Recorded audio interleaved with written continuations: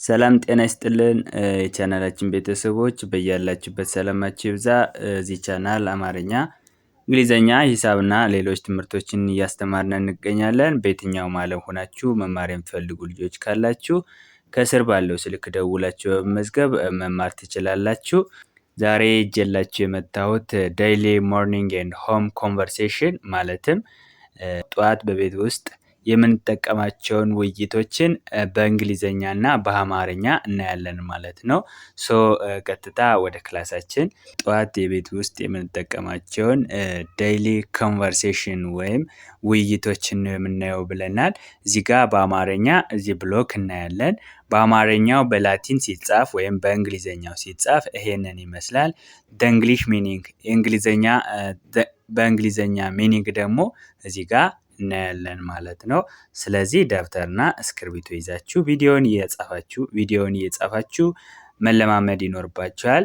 እዚህ ጋር ስንመታ ደህና አደርክ ይላል። ደህና አደርክ የሚለውን በእንግሊዘኛ መጻፍ ስንፈልግ ደ መጀመሪያ፣ ህ ከቤተሰብ ስድስተኛ እና ና ከነ ቤተሰብ አራተኛ ስለሆነች ደ ለማለት ዲኢ ተጠቀምነ፣ ህ ለማለት ኤች ተጠቀምነ፣ ና ለማለት ኤንኤ ተጠቀምነ ማለት ነው። ስለዚህ ደህና ይላል። ደህና አደርክ ለማለት አ ለማለት ኤ ተጠቀም፣ ደ ለማለት እዚህ ጋር እንዳየነው ዲኢ ደ ተጠቀም። ር ከረ ቤተሰብ ስድስተኛ ነች። ስድስተኛ ብዙ ጊዜ አናባቢ ስለሌላት አር ብቻዋን ሆነች። ክ ከከ ቤተሰብ ስድስተኛ፣ ስለዚህ ኬ ብቻዋን ሆነች ማለት ነው። አንድ ላይ ደህና አደርክ ይላል። ደህና አደርክ። በእንግሊዘኛ ደህና አደርክ ማለት ስንፈልግ ደግሞ ጉድ ሞርኒንግ GOOD ጉድ MORNING ሞርኒንግ። አንድ ላይ ጉድ ሞርኒንግ ደህና አደርክ። ወደ ቀጣዩ ስንሄድ ቡና ላፍላ ይላል። ቡና ላፍላ ቡ ከበቤተሰብ ሁለተኛ ነች እና እዚህ ጋር እንዳየናት ከነቤተሰብ አራተኛ፣ ላ ከለቤተሰብ አራተኛ፣ ፍ ከፈቤተሰብ ስድስተኛ፣ አሁንም ላ ከለቤተሰብ አራተኛ ነች። ቡና ለማለት ቡ ለማለት ቢዩ ተጠቀምነ፣ ና ለማለት ደግሞ ኤንኤ እዚህ ጋር እንዳየነው ኤንኤ ነው። ስለዚህ ቡና ይላል። ላፍላ ለአራተኛ ነች። ልክ እንደዚህኛዋ ተነባቢዋ ትቀየራለች እንጂ አነባቢ አይቀየርም። ተነባቢዋ ኤል ሆነች፣ ኤልኤ ሲሆን ላ። ፍ ከፈ ቤተሰብ ስድስተኛ ነች። ኤፍ ብቻዋን ሆነች። ላ ቀደም ብለን እንዳየናት ነው። ኤልኤ ላ ይሆናል። አንድ ላይ ቡና ላፍላ። በእንግሊዘኛ ቡና ላፍላ ለማለት ስንፈልግ ሻል አይ ሜክ ኮፊ SHALL ሻል አይ ሜክ MEKE ኮፊ COFFEE አንድ ላይ ሻል አይ ሜክ ኮፊ ቡና ላፍላ። ሻል አይ ሜክ ኮፊ ቡና ላፍላ። በጣም ጥሩ። ወደ ቀጣዩ ስንሄድ ቁርስ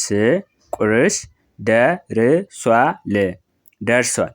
ቁርስ ደርሷል ይላል። ቁ ሁለተኛ ነች። ስለዚህ ሁለተኛዎቹ ዩ አነባቢ እንደሚኖራቸው እዚህ ጋር አይተናል። ስለዚህ ኬዩ ቁ ይሆናል። ር ቅድም እንዳየናት ነች። አር ብቻ፣ ስ ከሰቤተሰብ ስድስተኛ ስለሆነች ኤስ ብቻ።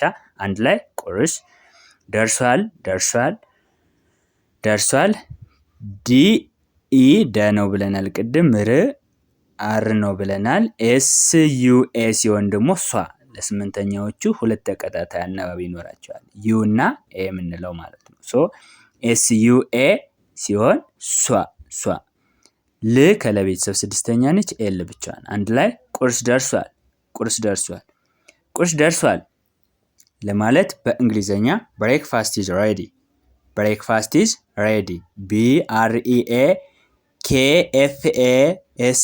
ብሬክፋስት IS ኢዝ READY ሬዲ። አንድ ላይ ብሬክፋስት ኢዝ ሬዲ ይላል ማለት ነው። በጣም ጥሩ። the next one ስራ እየሄድኩ ነው። ስ ከቤተሰብ ስድስተኛ ነች። ራ ከቤተሰብ አራት። ብዙ ጊዜ ስድስተኛዎቹ እዚህ ጋር እንዳየነው አነባቢ የላቸውም ብለን ነበር። ነገር ግን መጀመሪያ ላይ ሲመጡ እና ተከታታይ ከመጡ አይ አነባቢ እንደሚኖራቸው በሌሎች ቪዲዮዎች ተነጋግረን ነበር። ስለዚህ ኤስ አይ ስ ይሆናል። ራ ከረ ቤተሰብ አራተኛ ነች። አራተኛዎቹ ኤ አነባቢ ይኖራቸዋል። አር ኤ ራ አንድ ላይ ስራ። እየሄድኩ እ ይሆናል። የ ዋይ ኢ ይሆናል። ሄ ኤች ኢ ይሆናል። ድ ዲ ይሆናል። ኩ ኬ ዩ ይሆናል። አንድ ላይ እየሄድኩ ነው ኤን ኢ ነ ይሆናል። ው ደብል ይሆናል። አንድ ላይ ነው ይላል። ሶ ስራ እየሄድኩ ነው፣ ስራ እየሄድኩ ነው ብለን እናነበዋለን ማለት ነው። ስራ እየሄድኩ ነው ለማለት በእንግሊዘኛ I am going to work, I am going to work, I am going to work። አይ ቅድም እንዳየናት ነች። አይ ብለን ነው እናንባት።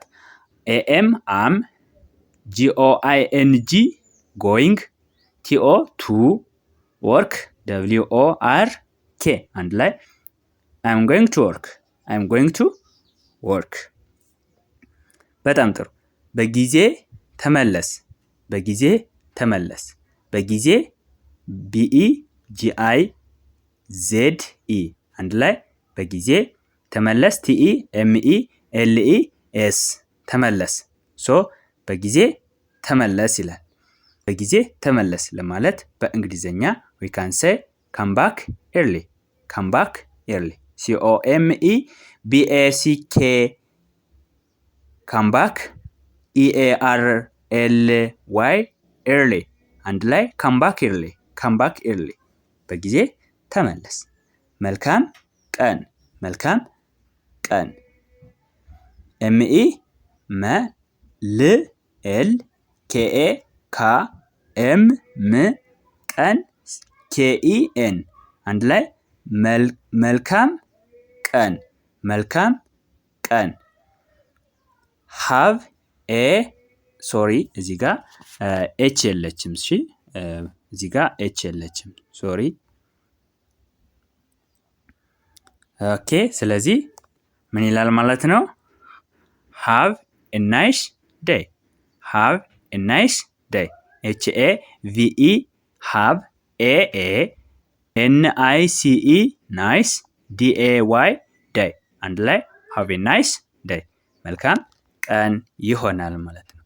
አንድ ሪቫይዝ ስናደርግ ደህና አደርክ፣ ጉድ ሞርኒንግ፣ ቡና ላፍላ፣ ሻላይ ሜክ ኮፊ፣ ቁርስ ደርሷል፣ ብሬክፋስት ኢዝ ሬዲ። አሁን እዚህ ጋር ቁርስ ደርሷል፣ ቁርስ ደርሷል ከሆነ 4 ነጥብ አይደለም የሆነው። 4 ነጥብ ከሆነ ዘ ብሬክፋስት ኢዝ ሬዲ። ጥያቄ ምልክት ቢሆን ግን ቁርስ ደርሷል ብለን ለመጠየቅ ከፈለግነ ግን ኢዝ ብሬክፋስት ሬዲ ነው የምንለው። እዚህ ጋር መረዳት ያለባችሁ ቁርስ ደርሷል ስንል 4 ነጥብ ከሆነ ወይም ቁርስ ደርሷል ተዘጋጁ እንብላ ለማለት ከሆነ that is called breakfast is ready እንላለን ማለት ነው። በት ቁርስ ደርሷልን፣ ቁርስ ደርሷል እንብላ፣ ቁርስ ደርሷል እንብላ ጥያቄ ምልክት ሲሆን ግን is breakfast ready እቺ ተቀድማ እዚህ ጋር ትመጣለች ማለት ነው። is breakfast ready እንላለን። breakfast is ready ስንል የነበረውን is breakfast ready እንለዋለን ማለት ነው። ሶ ቁርስ ደርሷል ለማለት ግን breakfast is ready። ስራ እየሄድኩ ነው I am going to work። በጊዜ ተመለስ come back early መልካም ቀን have a nice day እንላለን ማለት ነው። ሶ የዛሬ ክላሳችን ይሄንን ይመስላል። አማርኛ፣ እንግሊዘኛ፣ ሂሳብና ሌሎች ትምህርቶችን በቀላሉ መማር የምትፈልጉ ከስር ባለው ስልክ ደውሉ፣ እናስተምራችኋለን። በቀጣይ ክላስ ከምንገናኝ በያላችሁበት ሰላማችሁ ይብዛ። ባይ ባይ።